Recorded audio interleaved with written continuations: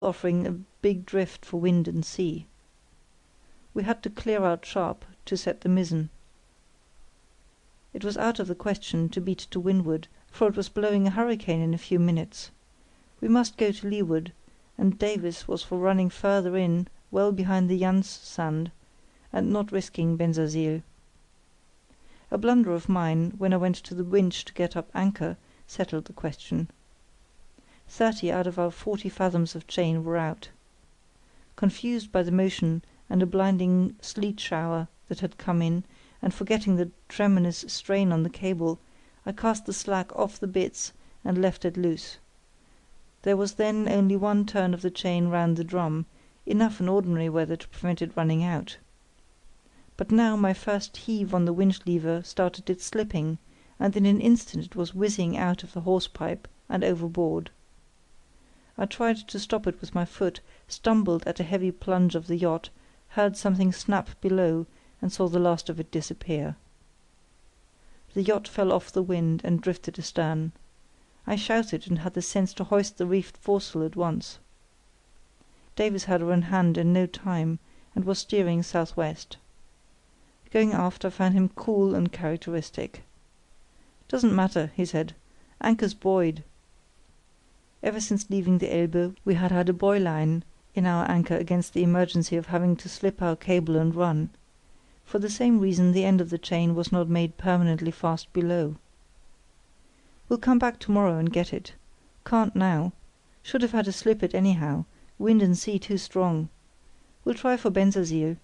Can't trust a warp and kedge out here." An exciting run it was, across country, so to speak, over an unboomed watershed, but we had bearings from our morning's walk. Shoal water all the way and a hollow sea breaking everywhere.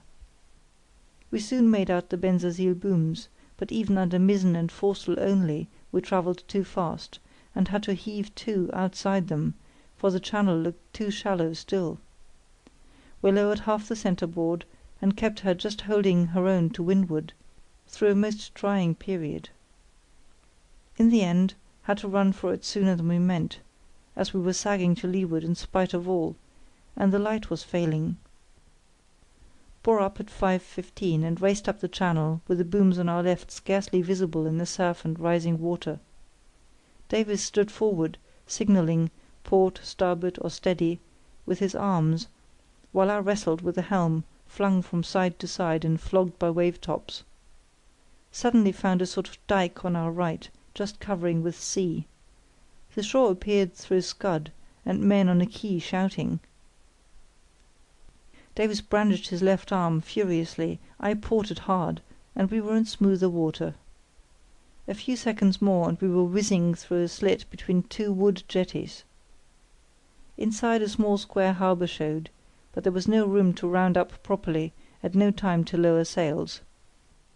Davis just threw the kedge over, and it just got a grip in time to check our momentum and save our bowsprit from the quayside. A man threw us a rope, and we brought up alongside, rather bewildered. No more so than the natives, who seemed to think we had dropped from the sky.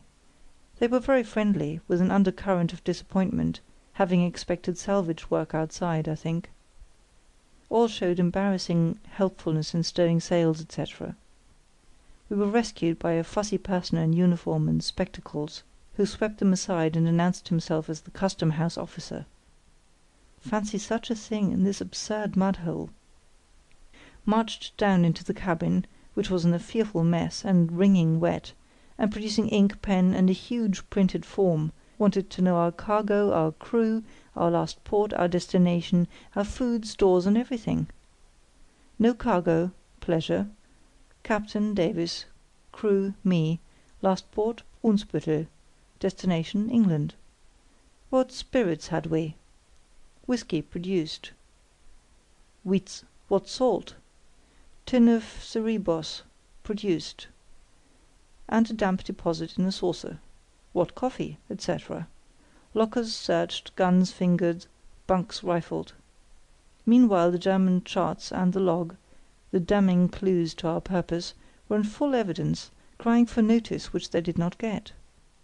We had forgotten our precautions in the hurry of our start from the Rute. When the huge form was as full as he could make it, he suddenly became human, talkative, and thirsty, and when we treated him, patronising. It seemed to dawn on him that under our rough clothes and crust of brine and grime we were two mad and wealthy aristocrats, worthy protégés of a high official.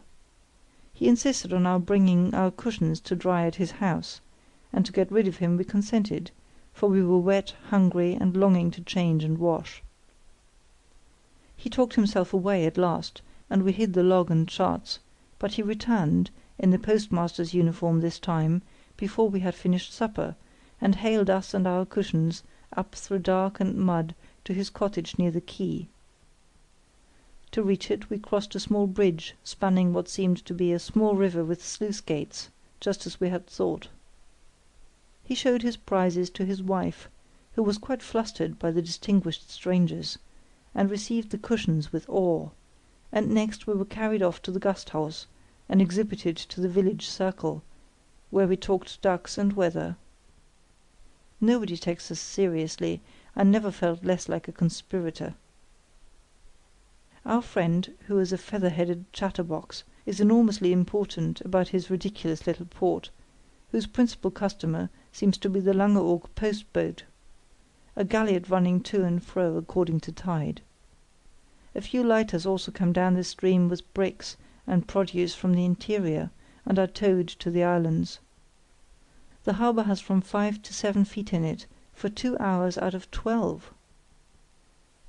Herr Schenkel talked us back to the yacht, which we found resting on the mud, and here we are. Davies pretends there are harbour smells, and says he won't be able to sleep; is already worrying about how to get away from here. Ashore they were saying that it's impossible, under sail, in strong northeast winds, the channel being too narrow to tack in. For my part I find it a huge relief to be in any sort of harbour after a fortnight in the open. There are no tides or anchors to think about, and no bumping or rolling. Fresh milk tomorrow. End of chapter 15.